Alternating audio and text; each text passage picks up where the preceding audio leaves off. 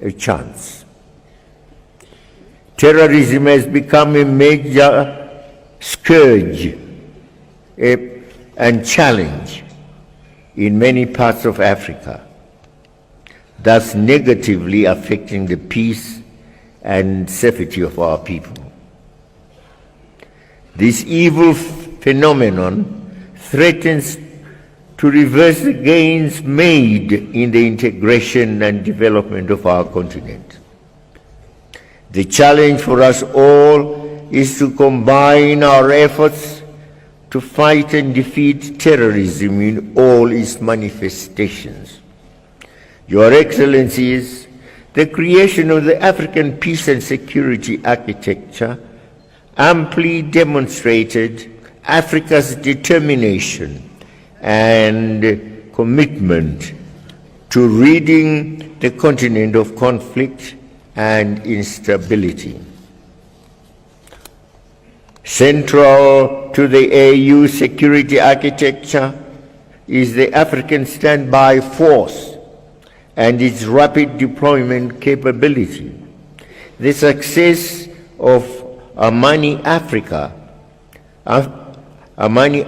2 field exercises, which were held in South Africa in October-November 2015, means that we now can deploy the Africa Standby Force as a tool for conflict prevention.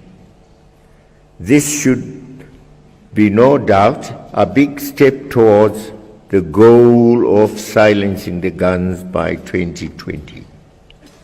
Your Excellencies, the Agenda 2063 and the first 10-year plan marks this giant step towards the Africa we want. But the Agenda 2063 is only a first step. Much more remains to be done for our vision to become a reality. We therefore need to collectively work with a sense of urgency to finalize the funding, follow-up, and monitoring mechanisms so as to enhance the successful implementation of our plan. In this regard, we look forward to the consideration by this Assembly of the progress report on the implementation of Agenda 2063 and, in particular, the Africa Resource Mobilization Strategy, which has been developed by the Commission.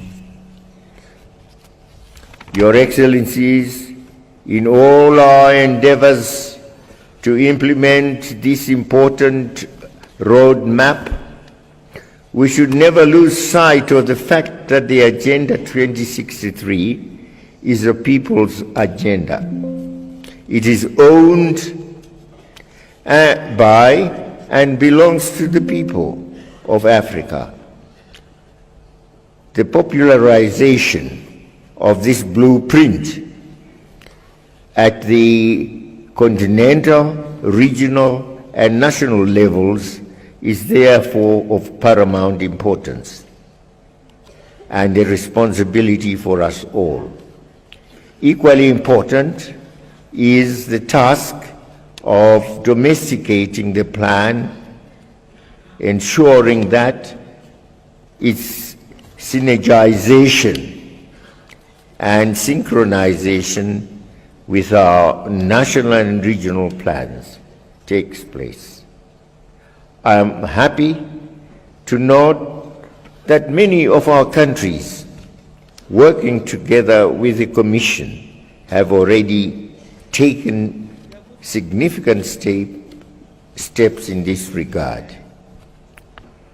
Your Excellencies, you will recall that our Assembly took a principled decision to progressively meet from our own resources the bulk of our budget in order to ensure and safeguard the ownership of the African agenda and processes by Africans.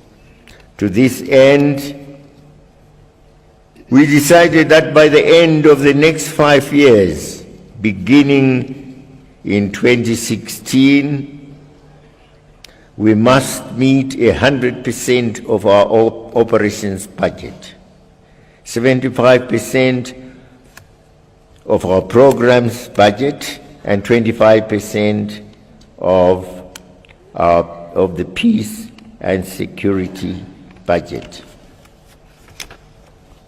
The implementation of this important decision would be a clear demonstration of our will and commitment to our organization.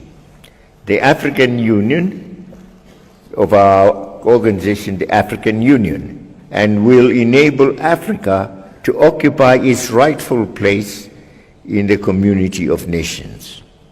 While we acknowledge and are indeed grateful for this assistance received from our partners, this must only complement our efforts, our own efforts. It is therefore imperative that we prioritize and pay our member state subscriptions timeously.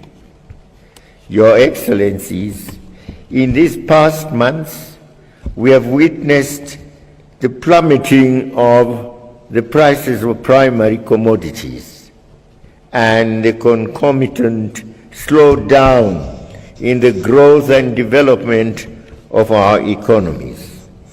This has negatively impacted on our capacity to eradicate poverty, create employment, particularly for our youths, as well as improving the livelihoods of our peoples. We therefore must not spare any effort to push for the industrialization of our countries and regions, with value addition and beneficiation at the core. The implementation of the African industrialization strategy should be prioritized.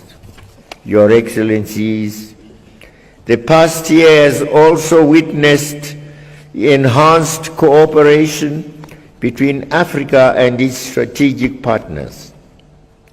In this regard,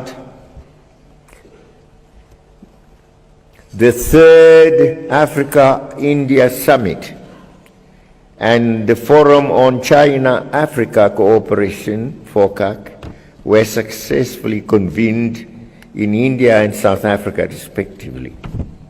These partnerships fora serve as important platforms to advance our development agenda and to further strengthen our international strategic partnerships with a view to ensuring mutual benefit and win-win cooperation. Your Excellencies, climate change has become a real threat to our very existence. There are justified worries over the humanitarian impacts of the strongest El Nino on record, which is increasing the threat of hunger and disease in several parts of our continent. Drought and flood conditions threaten the livelihoods of around 30 million people. It is in this context that we welcome the comprehensive climate agreement that was reached in Paris, France. Although Africa did not get everything it wanted, we need to commend the Africa Group and the G20, the G77 and China for very ably representing us throughout the conference under very difficult circumstances. The inclusion in the agreement of the principle of common but differentiated responsibilities and respective capabilities is a positive outcome. Your Excellencies, To improve the way we conduct our business in the African Union, beginning last June, we resolved to begin our summits, as we have done today, in closed session, with an agenda limited to strategic issues of integration, peace and security, governance, and the financing of our union. This should allow us to deal with issues in a more focused and robust manner. We also strongly believe that a well-resourced, appropriately trained, and highly motivated commission will help us deliver better and faster. We need to have a commission that is lean, effective, and efficient. As we proceed with the restructuring, we must uphold the cardinal principle of equitable geographical distribution of the Commission posts, without compromising, of course, on quality. This ensures that the Union belongs to all of us. Your Excellencies, with regard to the need to adhere to common African positions, it would be remiss of me not to mention disturbing dissonance among member states. It would be remiss on the unresolved decolonization of the Sahrawi Arab Democratic Republic. Under no circumstances should the unjustifiable colonization of a legitimate and full member of the Union be condoned. Allowing history to be rewritten in order to justify the blatant occupation and colonization of a sister country goes contrary to the decolonization ethos of our founding fathers. Our saying, we are 14, deriving from colonies, but of course we still have Sahrawi is a debt we owe to the people of Sahrawi. When shall we pay that debt? When shall we decide that the people of Sahrawi become independent? Our charter says the colonial boundaries that we found in 1963 shall be the boundaries we respect.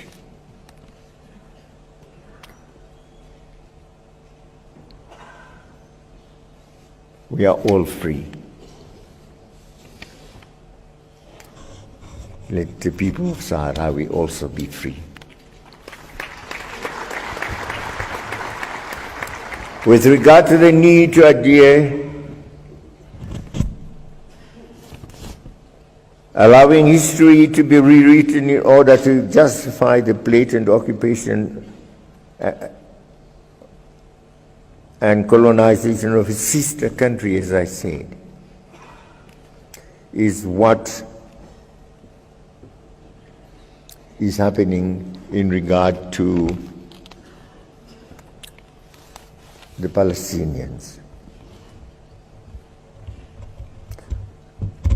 And we should also call upon our cooperating partners, especially those with whom we have standing partnerships, to respect our AU, African Union position on Sahrawi Republic within the context of our partnership frameworks. Similarly, I wish to express my disquiet over the developments leading to the EU summit on migration that was held in Malta. Allow me to recall that we had reached an understanding with our friends in Europe. I stammer to say friends, but nevertheless I managed to pronounce the words. Friends in Europe, that we would have a summit to address the issue of migration, which is of common concern to all of us. Alas, at the last minute, we heard only a few of us from Africa would be invited. While I fully appreciate that we are affected differently by migration, there is need for a collective approach for the common good of all of us. Let the common interests of Africa unite us, please. Unite us on this and other global issues as well. For, as that song by that group of singers rang, united we stand, divided we fall.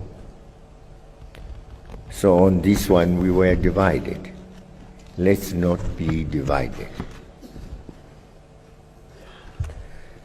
The principles of unity, solidarity, and freedom bequeathed to us by our forebears from the bedrock of organization,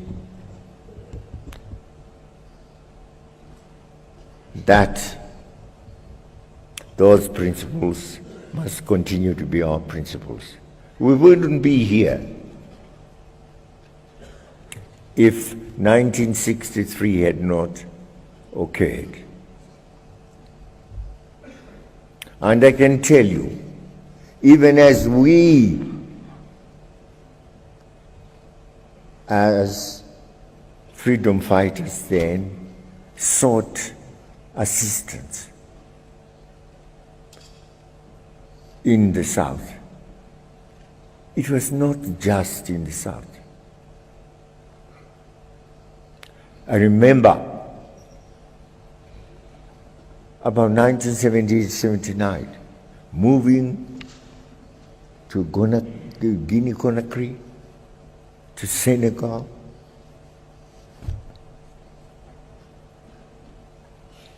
before getting to the OAU, just pleading for assistance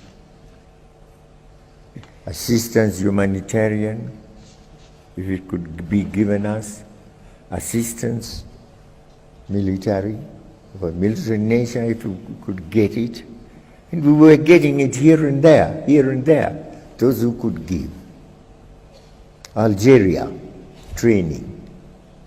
Egypt of Nasser, lots of training.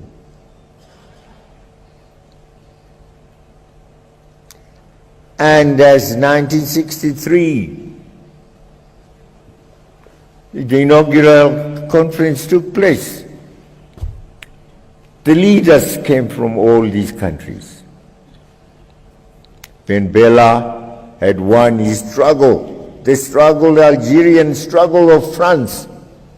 France had, after all the other Francophone countries had got their independence, Algeria was denied that independence by de Gaulle. Why? Because Algeria, he said, is part of France. Algeria, part of France. Algeria, part of France, Mediterranean Sea. Yes, he said Algeria cannot choose as others chose to say yes or no. No choice was given it because it was regarded as part of France. That's why the Algerians took to arms. And that's why Ben Bella could come. And we sang glory to him. And of course, he regarded that the independence of Algeria was not complete until the independence of all the other countries, including South Africa, was also acquired, until those other countries were also free. And Ben Bella, we still remember what he said. He put aside his speech. He said, "Let us die a little for South Africa. Let us die a little for South Africa." And we used to call it in our camps the die a little speech, the contribution made. So they are Nkrumah. Ghana is not free until the rest of Africa is free.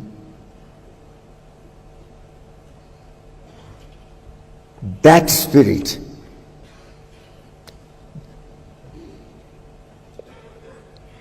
and those principles, unity, dedication, commitment, sacrifice, the givenness that struggle is our struggle, should remain with us. That suffering of people in Liberia is our suffering. We should have said that.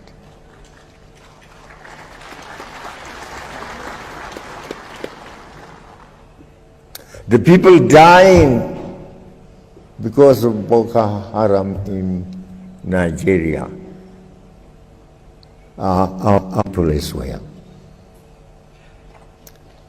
And I tell you, we knew Nigeria as we knew our palms, because we used to go there. We used to have lots of cadres trained there in Kano. We used to go to Kaduna, lots of other places. And Nigeria gave, in 1978, I think, 78 years, when they had not been paying their subscriptions because there was a difference in the OAU on the issue of Biafra, so they had decided not to pay subscriptions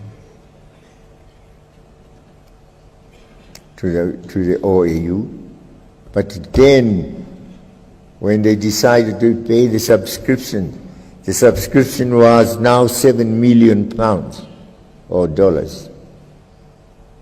But when they paid it back, they said it should not go just into the coffers of the OAU.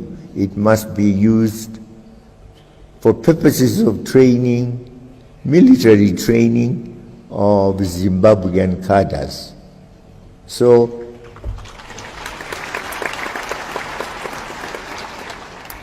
Gomo and I and Brigadier Gaba used to go to the camp to the base where this group of our cadres was being trained. That is a contribution we made. I could give you other forms of contribution made. I will be, after this, I'll be talking about Hashim Bita, who headed the Liberation Committee established in Tanzania. And the Liberation Committee was meant to source arms for us. And all our liberation committees were there. From Guinea-Bissau and Cape Verde, Cabral. We were all in Tanzania.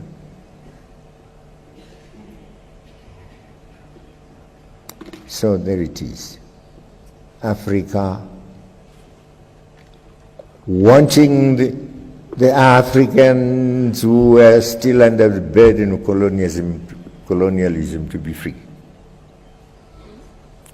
And that is why I have great respect for all of us. To me, you come to my country, it's your country. I go to your country, it's also my country. You can't chase me. You can't chase me and I can't chase you. That's it, the African spirit. We had to fight for it also. You had to starve for it, to sacrifice for it. And now you get some people still saying, because we are white and you're black, we can't give you the honor of equality in the Security Council. Nonsense.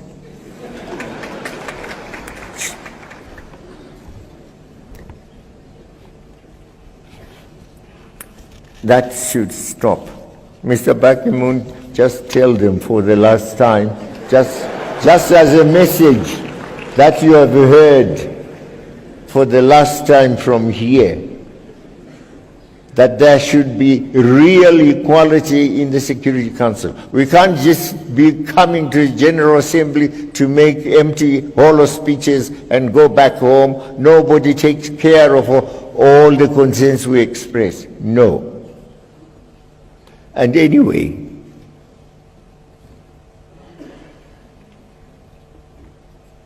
the headquarters is actually of the United Nations is misplaced. Where do you have most of the people? You have 1.2 million million people in India, 1.3 in China, and Africa, we are getting to nearly 1 billion also. Now put us together, just these three, and then put those with the white faces and pink noses. Put them together as against us. How many are they, even man to a man? And do we allow that group should continue to harass us even in our independent countries? Regime change, Mugabe should not be there, we want someone else. The Creator was telling me the other day that he had been told that, oh no, your party, Chama cha Mapinduzi, had been in power for too long. You must now allow another party also to take over. Is that democracy? And that was coming from Europe. Tell them to shut their mouths.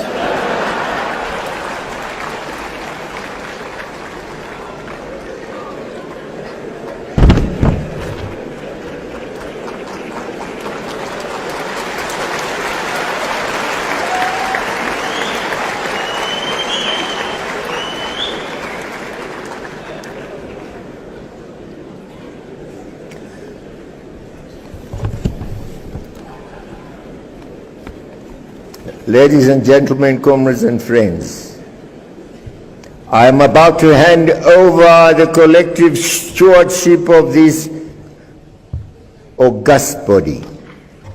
I would like to take this opportunity to express my sincere gratitude to you, my colleagues, for the support you so generously rendered me and my country during our chairmanship of this continental body. I thank you immensely.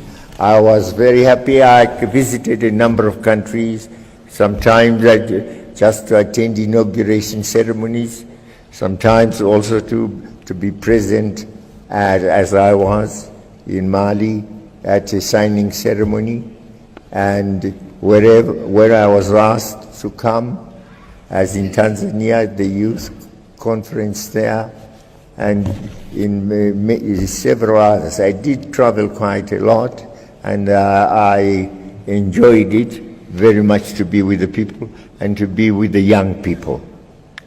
And our message, of course, is always that today is our day. Tomorrow, you, the young people, is your day also. And we, the fathers of today, we, the mothers of today, we men are also with you women. Together we must work for our children and groom them up. See they are healthy, see they are educated, see they have skills, and see they are ideologized. They know the history of their country. They are proud to be Africans. So let's bring our youth up. So it was really an honor to guide the work of our organization in the past year and make our own humble contribution towards building the Africa we want. In conclusion, I would like to reaffirm my unwavering support and that of my government to the incoming person, to my brother of Chad. I am confident that the Assembly will lend the incoming chair his full support. So the President of Chad, we wish you well. We wish you well, and whatever support you would want from me, I will still be there. I will still be there until God says come. Then I'll go and join the others. But as long as I'm still alive, I'll still have the punch. So I want to thank you, and thank you a lot. I want also to thank the Commission, Maizuma, and your Commission and Commissioners for all the support that they gave me and our togetherness as we looked forward together, and we tried to put things together. So I say forward ever, backwards never. Asante sana. Merci beaucoup. Muchas gracias. Tate.